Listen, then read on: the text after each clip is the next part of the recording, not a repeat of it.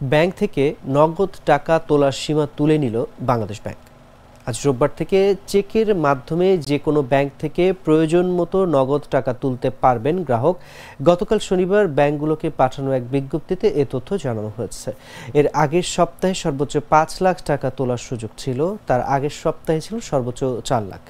এর আগে 3 লাখ এবং প্রথমে ছিল 2 লাখ টাকা উত্তোলনের সুযোগ। অভিযোগ ছিল বিবাদী সরকারের আশীর্বাদ পুষ্ট বিতর্কিত ব্যবসায়ী ও রাজনৈতিক নেতারা বেশি বেশি টাকা তুলে নিচ্ছেন। অবৈধভাবে অর্জিত টাকা যেন সন্ত্রাসী কার্যক্রমে ব্যবহার না হতে পারে, সে কারণে টাকা তোলার সীমা নির্ধারণ করে দেয় কেন্দ্রীয় ব্যাংক। এরপর প্রতি সপ্তাহে নগদ উত্তোলনের সীমা কিছুটা বাড়ানো হয়।